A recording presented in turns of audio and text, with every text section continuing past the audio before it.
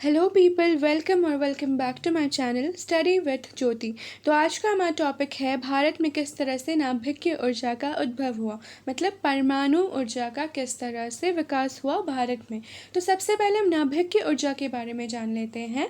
जो परमाणु के नाभिक से उत्पन्न होती है, जो ऊर्जा उत्पन्न होती है, उसे हम नाभिकीय ऊर्जा कहते हैं। ठीक है, जैसे कभी न्यूक्लियर रिएक्शन होते हैं तब जो नाभिकीय होते हैं वो अपना स्थान बदलते हैं, जिससे नए कण बनते हैं और साथ ही ऊर्जा का विशाल मात्रा में वो निकलता है, विसर्जन होता है। विशाल मात्रा में ऊर्जा पैदा होती है किससे? नाभिक से जो अपना स्थान बदलते हैं और नए कण बनाते हैं। तो इसे हम कहते हैं नाभिक की ऊर्जा। और ये ऊर्जा वह ऊर्जा है जिसे नियंत्रित यानी गैर विस्फोटक परमाणु अभिक्रिया से उत्पन्न किया जाता है। मतलब ये गैर विस्फोटक होते हैं। और नाभिक की ऊर्जा दो प्रकार के होते हैं। सबसे पहला नाभिक की ऊर्जा संयोजन और दूसरा नाभिक की ऊर्जा विखंडन। तो परमाणु ऊर्जा को बनाने में सबसे ज़्यादा प्रयोग, मतलब व्यापक रूप से नाभिकीय ऊर्जा विखंडन का प्रयोग किया जाता है। अब ये नाभिकीय विखंडन है क्या? तो नाविकों का लगभग जो बराबर भागों में टूट जाते हैं, मतलब बहुत सारे नाभिक जो बराबर भाग में टूट जाते हैं। जैसे एक भारी परमाणु मध्यम परमाणु में टूट जाते हैं, मध्यम मतलब छोटे छोटे कणों में टूट जाते हैं, उसे हम कहते हैं नाभिकीय विखंडन। ठीक है, इसे अंग्रेजी में हम न्यूक्लियर फिजन कहते हैं। और इसमें थोड़ी ही क्षति होती है लेकिन विशाल ऊर्जा प्रकट होती है। ठीक है, तो इसे हम नाभिकीय विखंडन मतलब नाभिकीय ऊर्जा विखंडन के नाम से जानते हैं। अब नाभिक के संयोजन क्या होता है? तो इसमें नाभिक जो होते हैं वो संयुक्त होते हैं, उसे हम अंग्रेजी में न्यूक्लियर फ्यूजन कहते हैं। दो हल्के नाभिक संयुक्त होकर एक भारी नाभिक बनाते हैं और इससे क्षति होती है, इससे काफ़ी क्षति होती है लेकिन बहुत ज़्यादा, मतलब जो नाभिक की ऊर्जा विखंडन से जितनी ऊर्जा पैदा होती है उससे कई ज़्यादा ऊर्जा पैदा होती है नाभिक की ऊर्जा संयोजन में, जिससे ये जो होते हैं वो गैर विस्फोटक नहीं होते हैं। ठीक है, और इसका उदाहरण के लिए मैं आप लोगों को बता सकती हूँ हाइड्रोजन बम जिसे कहते हैं, ये नाभिक की ऊर्जा संयोजन का एक उदाहरण माना जा सकता है। अब आगे हम देखते हैं कि किस तरह से भारत में इसकी नींव रखी गई। तो जो होमी भाभा थे, ठीक है, उन्होंने नेहरू से मिलकर ये बात की कि भारत के जो दक्षिण तटीय इलाके हैं वहाँ पर थोरियम पाया जाता है। थोरियम क्या है? तो थोरियम एक फर्टाइल मटेरियल है जो ईंधन के रूप में प्रयोग किया जा सकता है। लेकिन ईंधन के रूप में कब प्रयोग किया जा सकता है?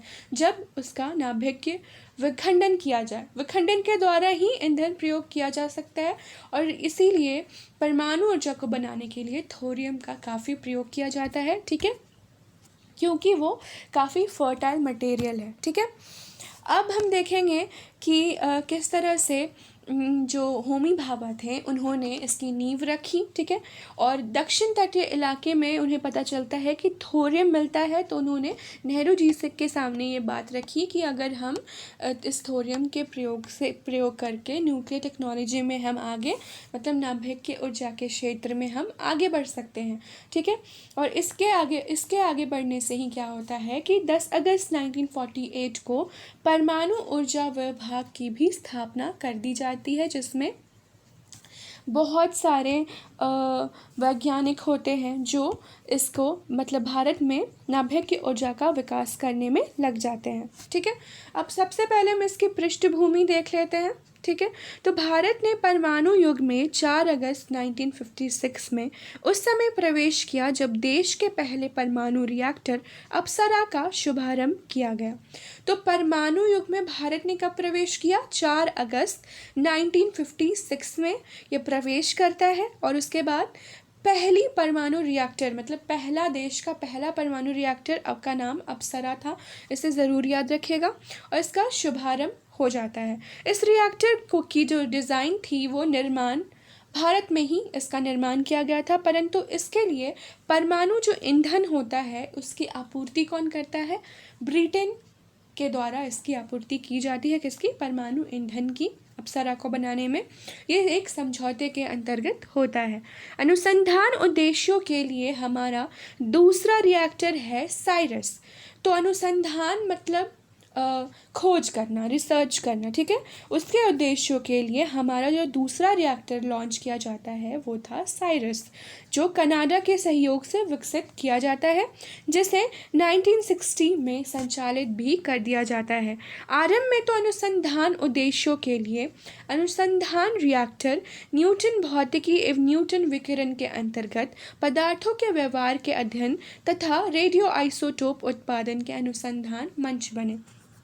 तो आरंभ में क्या होता है कि अनुसंधान मतलब खोज के उद्देश्यों, रिसर्च के उद्देश्यों के लिए बहुत सारे अनुसंधान रिएक्टर बनाए गए, और न्यूटन भौतिकी एवं न्यूटन विकिरण के अंतर्गत क्या होता है कि पदार्थों के व्यवहार का भी अध्ययन किया जाता है। अब रेडियो आइसोटोप का भी उत्पादन किया जाता है, और उसके लिए भी अनुसंधान मंच बनते हैं। अब ये रेडियो आइसोटोप क्या है, तो ऐसे परमाणु को कहते हैं जिनके नाभिक अपनी अतिरिक्त ऊर्जा के कारण अस्थायी होते हैं। उनमें इतनी ऊर्जा होती है कि वो अस्थायी हो जाते हैं। अस्थायी मतलब अनस्टेबल हो जाते हैं, ठीक है। इसे हम रेडियो आइसोटोप कहते हैं। और रेडियो आइसोटोप का आगे चलकर क्या होता है कि विभिन्न प्रकार की बीमारियों में भी वो लाभकारी सिद्ध होता है। जैसे विशेषकर कैंसर के लिए रेडियो आइसोटोप का प्रयोग किया जाता है, उसके इलाज के लिए, ठीक है, उपयोगी साबित हुए। गैर विनाशकारी परीक्षण उद्देश्यों के लिए भी, मतलब जितने भी परीक्षण जो गैर विनाशकारी हों उसके परीक्षण के उद्देश्य के लिए भी औद्योगिक एप्लीकेशन के रूप में इसका इस्तेमाल भी किया जाने लगा। अब आगे देखते हैं। भारतीय विद्युत उत्पादन एवं आपूर्ति के क्षेत्र में परमाणु ऊर्जा एक निश्चित एवं निर्णायक भूमिका है। तो भारतीय विद्युत उत्पादन, विद्युत मतलब इलेक्ट्रिसिटी, ठीक है, उसके उत्पादन में के आपूर्ति के क्षेत्र में परमाणु ऊर्जा जो परमाणु ऊर्जा है वो एक निश्चित एवं निर्णायक भूमिका अदा करती है, ठीक है, क्योंकि एक निश्चित किसी भी राष्ट्र के लिए संपूर्ण विकास के लिए, उसके विकास के लिए विद्युत का होना बहुत ही ज़रूरी माना जाता है, और उसे पर्याप्त मात्रा में होना ही चाहिए ताकि उस राष्ट्र का विकास हो सके। क्योंकि अगर बिजली नहीं रहेगी तो काफ़ी चीज़ों में हमें परेशानी हो सकती है। इसलिए किसी राष्ट्र में अबाधित आपूर्ति, मतलब बिजली की अबाधित मतलब कोई भी बिना बाधा के बिजली की आपूर्ति का होना काफ़ी आवश्यक है। और विकासशील देश होने के कारण भारत की संपूर्ण विद्युत आवश्यकताओं को पूरा किया जा सकता है। क्योंकि भारत एक विकासशील देश है, इसलिए उसकी संपूर्ण जो विद्युत आवश्यकताएं हैं, मतलब बिजली की जितनी भी आवश्यकताएं हैं, उसे पूरा किया जा सकता है। भारत ने नाभिकीय विज्ञान एवं प्रौद्योगिकी के क्षेत्र में आत्मनिर्भरता प्राप्त की है। तो भारत जो है नाभिकीय के क्षेत्र में, मतलब परमाणु ऊर्जा के क्षेत्र में, परमाणु विज्ञान के क्षेत्र में उसने आत्मनिर्भरता प्राप्त की है। किसने? भारत ने। आत्मनिर्भरता मतलब इंडिपेंडेंट, ठीक है, वो किसी पर डिपेंड नहीं है। और इसका श्रेय किसे जाता है? जैसे मैंने आपको बताया, किसने नींव रखी थी नाभिकीय ऊर्जा की? डॉक्टर होमी भाभा ने। इनके द्वारा ही ये प्रारंभ किया गया था, और उनके महत्वपूर्ण प्रयासों द्वारा ही आज परमाणु ऊर्जा का काफ़ी विकास हो चुका है भारत में। उन्होंने ही भारतीय नाभिकीय कार्यक्रम की कल्पना करते हुए इसकी आधारशिला रखी थी। तो वो चाहते थे कि नाभिक कहीं आगे चलकर नाभिकीय कार्यक्रम हो, और उसकी कल्पना करते हुए ही इसकी आधारशिला भी रखी गई थी। तब से परमाणु ऊर्जा विभाग परिवार के समर्पित वैज्ञानिकों तथा इंजीनियरों द्वारा बड़ी सतर्कता के साथ इसे आगे बढ़ाया जा रहा है। और आगे भी, आज भी क्या है कि परमाणु ऊर्जा विभाग जो है वो कई वैज्ञानिकों और इंजीनियरों की सहायता से बहुत ही सतर्कता के साथ आगे बढ़ता जा रहा है। अब हम देखेंगे कि परमाणु के प्रयोग से बिजली का निर्माण कैसे हुआ। तो परमाणु ऊर्जा के माध्यम से बिजली बनाने का काम की शुरुआत कब होती है? अक्टूबर 1969 में इसकी शुरुआत होती है, और उस समय शुरू हुआ जब तारापुर में 2 रिएक्टरों की सेवा में लाया गया। तो इसकी शुरुआत कब होती है? 1969 में। और कब होती है? जब तारापुर में 2 रिएक्टरों की सेवा लाई जाती है, ठीक है। तारापुर परमाणु बिजली स्टेशन का निर्माण अमेरिका के जनरल इलेक्ट्रिक द्वारा किया गया था। तो तारापुर में जो परमाणु बिजली स्टेशन है उसका निर्माण किसके द्वारा किया गया था? अमेरिका के जनरल इलेक्ट्रिक द्वारा किया गया था। और तारापुर संयंत्र द्वारा देश में सबसे कम लागत की गैर हाइड्रो बिजली सप्लाई की जाती है। तो तारापुर में क्या होता है कि सबसे कम लागत मतलब बहुत ही कम खर्चे में एक गैर हाइड्रो बिजली सप्लाई की जाती है। ठीक है, तो ये तो काफ़ी बड़ी बात हो गई कि एक रिएक्टरों में बहुत ही कम लागत से बड़ी मात्रा में हाइड्रो बिजली सप्लाई की जाती है। कहाँ पर? तारापुर परमाणु बिजली स्टेशन में। भारत का दूसरा परमाणु बिजली स्टेशन है राजस्थान कोटा के निकट में, और तथा इसकी पहली इकाई ने अगस्त 1972 में काम करना शुरू किया था। तो जो राजस्थान में जो परमाणु बिजली स्टेशन की स्थापना की गई वो कब उसकी शुरुआत हुई? अगस्त 1972 में इसने काम करना शुरू किया।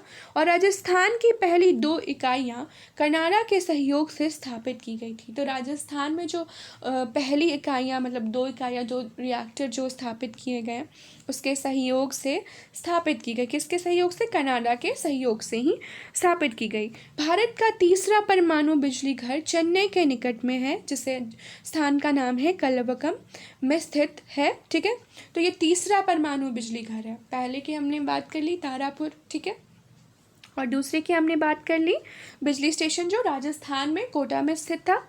और यहाँ हम तीसरे की बात कर रहे हैं जो कहाँ स्थित है? चेन्नई के निकट कल्लपक्कम में स्थित है। ठीक है, और ये देश का पहला स्वदेशी संयंत्र है। स्वदेशी मतलब जो देश में ही निर्मित है। ठीक है, तो ये पहला है, याद रखिएगा। तीसरा परमाणु बिजली घर जो चेन्नई में है वो पहला स्वदेशी संयंत्र है। ठीक है, यह विशाल चुनौतीपूर्ण कार्य था क्योंकि उस समय भारतीय उद्योग को परमाणु उपयोग के लिए आवश्यक जटिल उपकरण बनाने का कोई विशेष अनुभव नहीं था।